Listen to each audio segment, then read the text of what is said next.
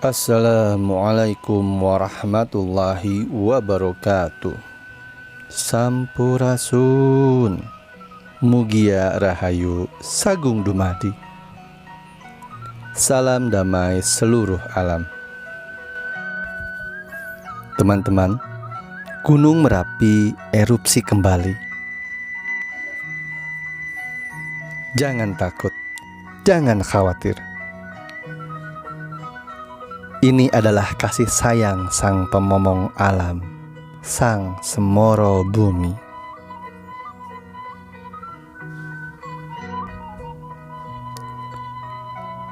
Virus corona adalah salah satu cara supaya kita sadar akan ajaran adiluhung leluhur kita, agar kita kembali kepada keadiluhungan dan kemuliaan ajaran sejatining rasa, sejatining atman, sejatining sukma, sejatining raga.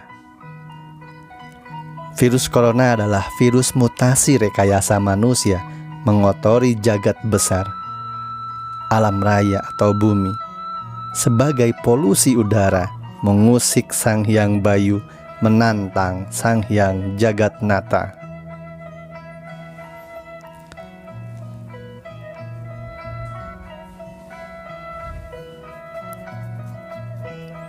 Menodai jagat cilik, yaitu manusia itu sendiri, sebagai polusi nafas, mengusik Sang Hyang Sir, Nur, Cipta, Rasa, Karsa, Sukma, Raga, Karya. Gunung Merapi erupsi kembali.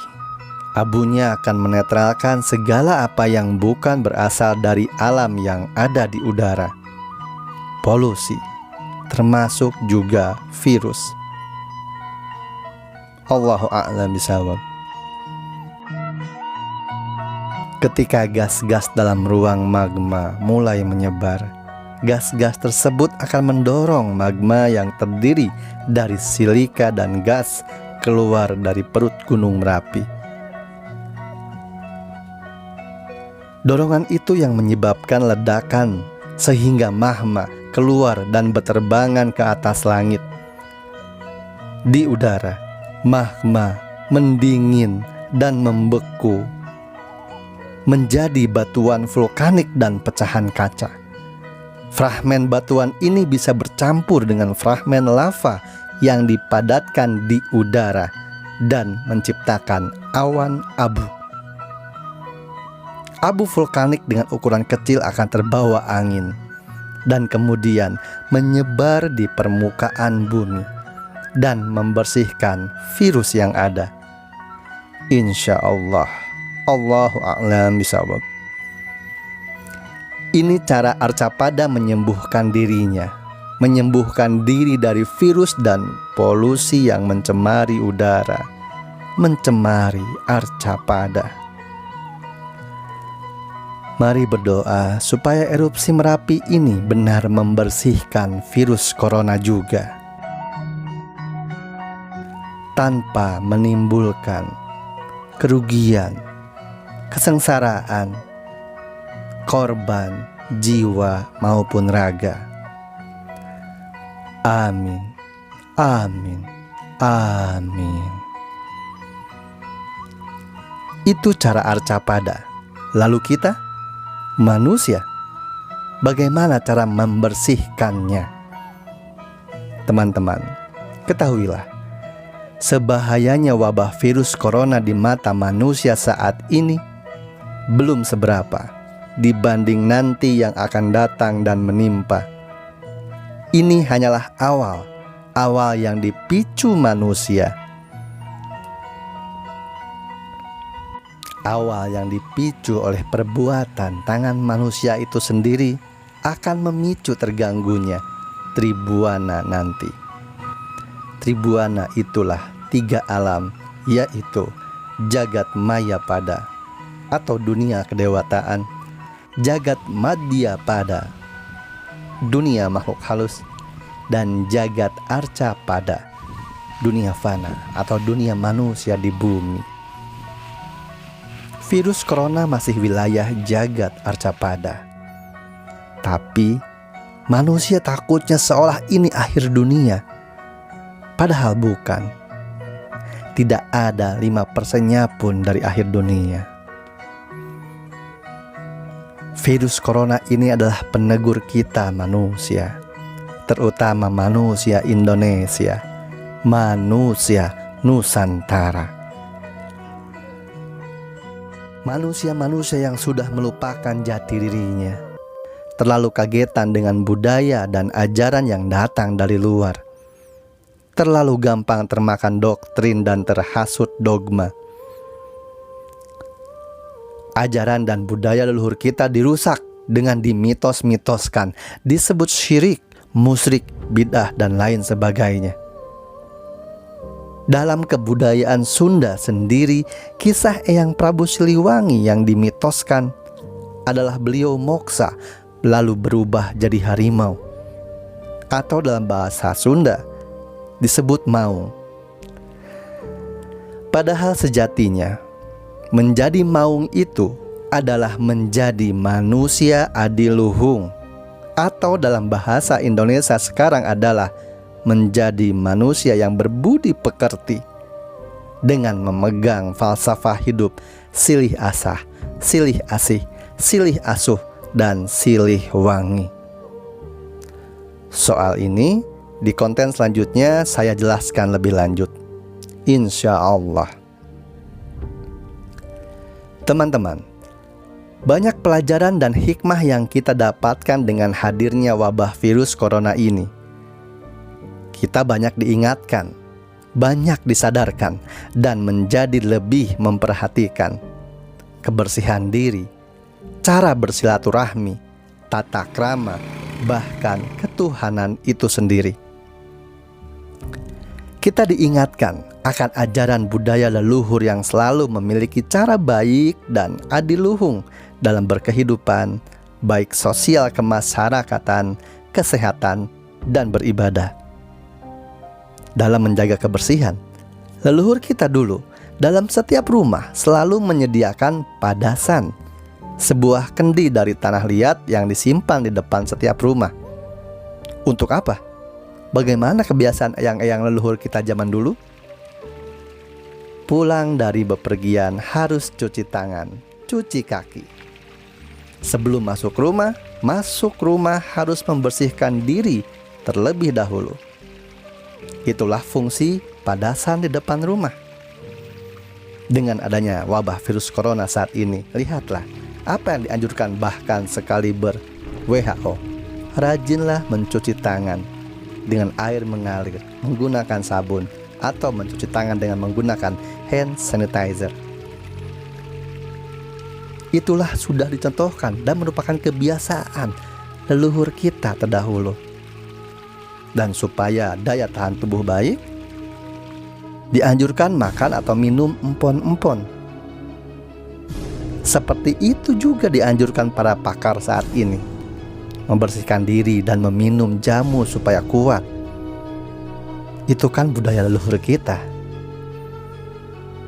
yang sekarang diganti suplemen, vitamin, meminum minuman berenergi yang semua hasil kimiawi, padahal sedikit manfaat dan membawa lebih banyak mudarat karena campuran kimia, sehingga menimbulkan efek samping.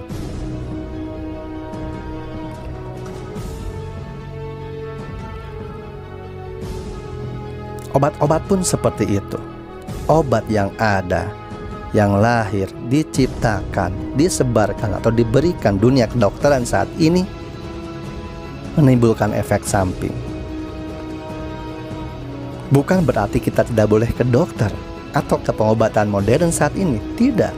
Tapi semua itu harus kita sadari bahwa hanya bentuk ikhtiar usaha manusia saat ini. Sedangkan leluhur kita pada zaman dahulu kala, eyang-eyang kita sudah mencontohkan obat-obatan alami yang lahir, yang tumbuh, yang langsung ada, hidup di bumi pertiwi dari alam langsung. Karena kita kurang memelihara budaya leluhur kita sendiri, maka kita menjadi gumunan dan kagetan saat melihat budaya asing. Lalu budaya leluhur kita kita tinggalkan begitu saja, tanpa memahami maknanya secara mendalam, hanya karena mitos, kuno, tradisi, bid'ah, syirik, dan lain-lain. Kita diingatkan untuk kembali kepada ajaran dan budaya leluhur kita yang adiluhung. Itulah inti Eyang Semar nagih janji. Bukan perkara kembali lagi ke zaman agama dulu dan agama Islam yang dianggap agama pendatang sirna. Bukan. Peristiwa Syekh Subakir, Sunan Kalijogo yang bernegosiasi dengan Eyang Semar atau Ki Sabdo Palon Noyo Genggong. Mari kita simak, mari kita maknai secara hakikatnya. Jangan dilihat dari segi penuturan yang tersurat.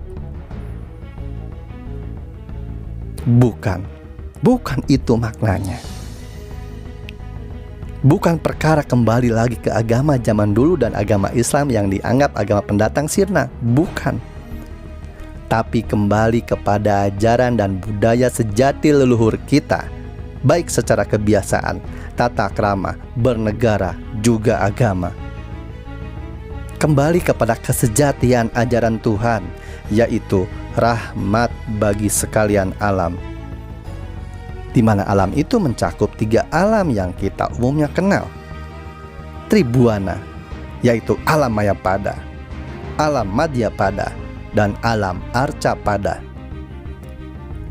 Kita harus mi'raj seperti baginda Muhammad Rasulullah SAW ketika beliau dinaikkan dari mulai langit ke-1 sampai langit ke-7 dan bertemu dengan para nabi-nabi pendahulunya yang merupakan leluhurnya. Itu adalah contoh titik secara kemakrifatan yang harus dipahami di wilayah hakikat, bahwa kita pun sebagai manusia harus hawan, harus menemui dan harus mengenali serta memahami, lalu mengikuti ajaran dan budaya leluhur.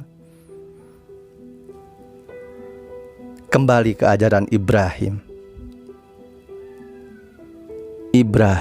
Abraham, Brahma, Muhammad, Ahmad, Atman, Adam, Hawa, Shiwa.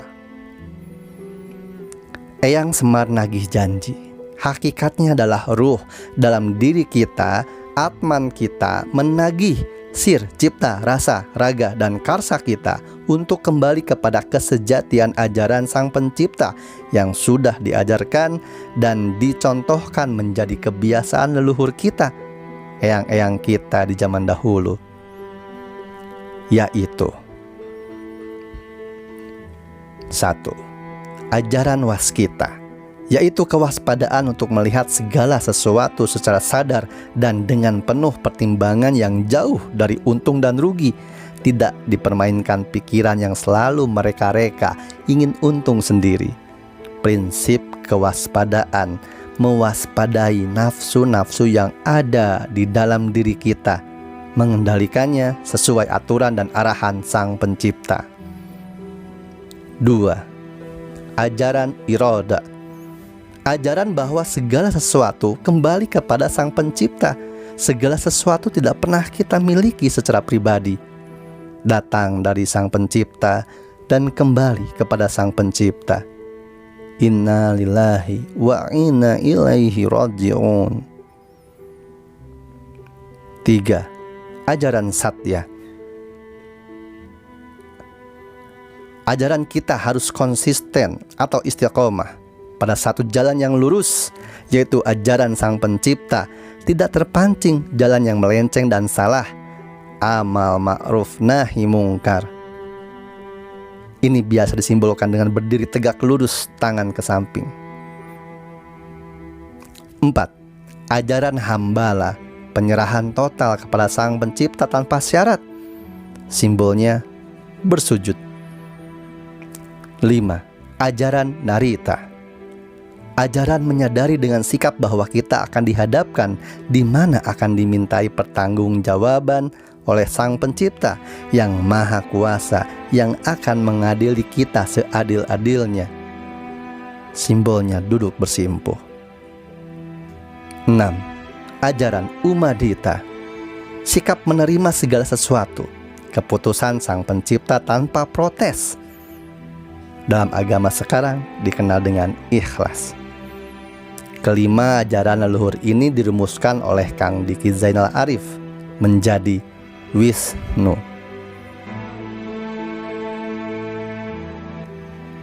Dan dalam agama Kapitayan, agama asli Nusantara, Satya atau Tabilatul Ikhram disebut tulajek.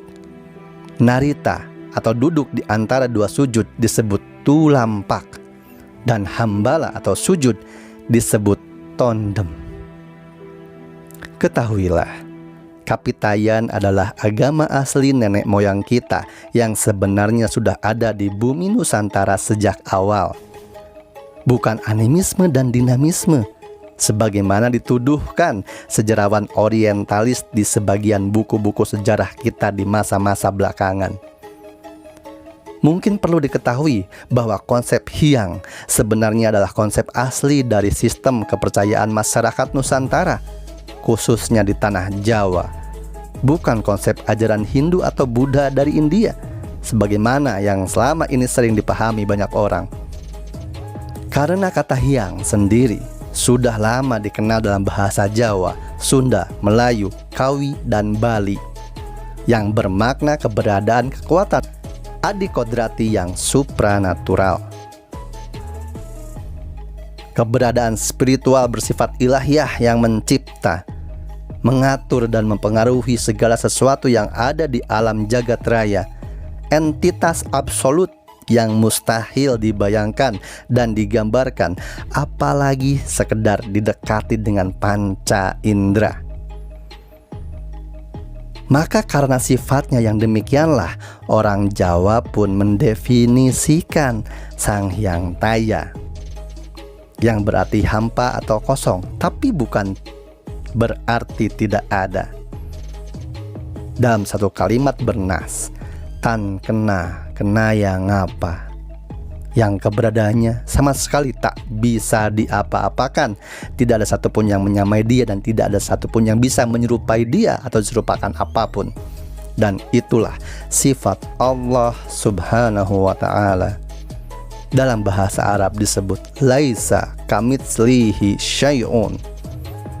Artinya bahwa Allah tidak bisa disamakan dengan apapun. Sesuatu yang bisa dipikir atau diingat manusia adalah syai'un, artinya bukan Allah. Begitulah cara orang Jawa dan Sunda yang masih satu leluhur bertauhid, mengakui dan meyakini bahwa Tuhan itu Maha Esa pada masa itu.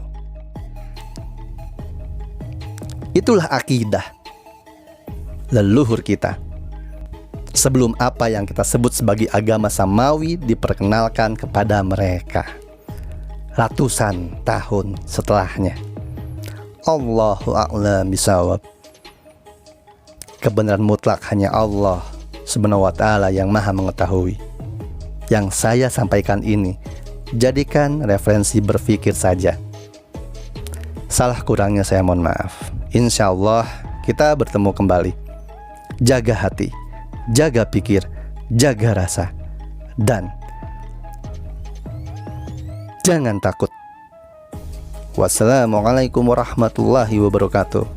Salam damai seluruh alam.